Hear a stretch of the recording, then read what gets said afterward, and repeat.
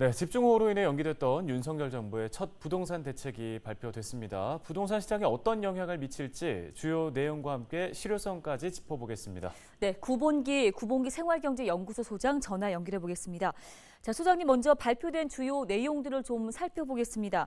270만 호 공급과 민간 정비사 활성화를 통한 이제 도심 공급 확대를 요약을 할 수 있는데 오늘 나온 내용 먼저 어떻게 평가하십니까? 저는 관련해서 혹평을 좀 하게 될 것 같은데요. 아마 다른 국민들 평도 비슷한 것 같아요. 제가 국토교통부 홈페이지 들어가 보니까 벌써 비판 댓글들이 달리고 있더라고요.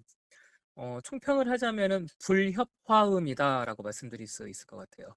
지금 주요 내용이 신규 주택을 5년 동안 270만 호 공급하겠다는 건데요.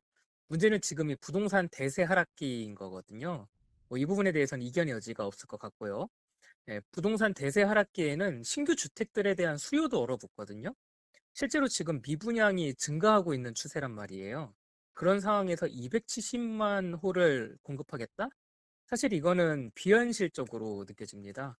그 여름에 겨울옷을 팔고 있는 느낌이에요. 네, 최근에 집중호우 때 반지하 거주 가구의 피해가 좀 심각했는데요. 공급 계획에 반지하 대책도 포함이 됐는데 급하게 나온 대책인 만큼 추가 대책 마련도 필요해 보입니다. 어떻게 보십니까?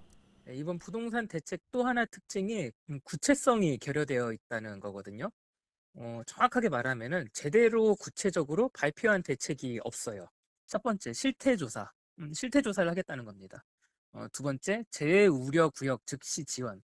이거는 이 문장으로 설명을 끝내고 있어요. 재해 취약 주택은 우선 매입 후 공공임대주택으로 리모델링하고 지하 등은 커뮤니티 시설로 용도 변경 추진. 구체적이지가 않죠.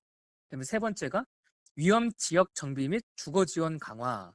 음, 이것도 문장이 단순합니다. 재해 위험 해소와 주거 환경 개선을 위한 정비를 활성화하되 세입자 주거 지원 강화 방안 적극 마련.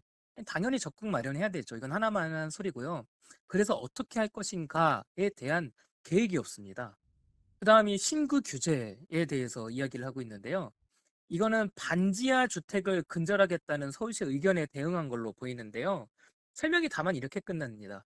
재취약 주택에 대한 인허가 제한 강화 여부는 주거복지망 확대 여력, 주거 취약계층 주요 수요 등을 입체적으로 고려. 이건 당연히 입체적으로 고려해야 되는 거죠. 제가 왜 이렇게 문장들을 자꾸 썼지 구체적이지 않지 하고 계속 읽어 내려가다 보니까 그럴 수밖에 없는 게 이 보고서 밑에 이렇게 적혀 있습니다. 재취약 주택 거주자 주거 지원 종합 방안 마련 연내에 하겠다. 그러니까 이건 다시 말하면은 재취약 주택, 그러니까 반지하 주택 등 거주자 주거 지원 대책이 아직 마련이 안 되어 있다는 말인 거예요. 이런 내용을 발표했습니다.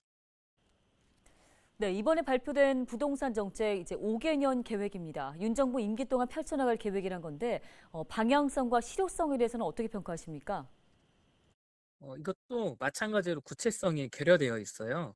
그러니까 270만 호를 어떻게 공급할 건지를 명시하고 있지 않아요, 제대로. 가령 공급 사업의 유형을 세 가지로 나누는데요. 정비 사업 등, 공공택지 등, 그리고 기타 사업으로 분류를 해요. 근데 여기서 기타 사업이라는 게 너무나도 모호합니다. 그냥 일반 주택을 가진 분들이 소위 말하는 빌라 등을 알아서 짓는 부분을 말하는 것처럼 설명이 되어 있는데요.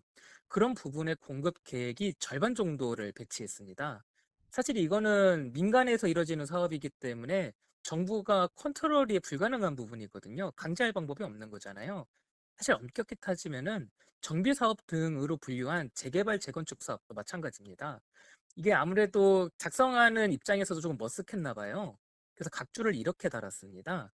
국민 요청 현장애로 시장 여건 등을 반영하여 지속 보완 발전하겠다. 그러니까 이게 확실히 정해진 안이 아니라는 걸 말하고 있는 거죠. 저는 이 계획 결국은 지켜지지 않을 거라고 보고 있습니다. 네, 알겠습니다. 말씀 여기까지 듣겠습니다. 구본기 생활경제연구소 구본기 소장과 말씀 나눠봤습니다.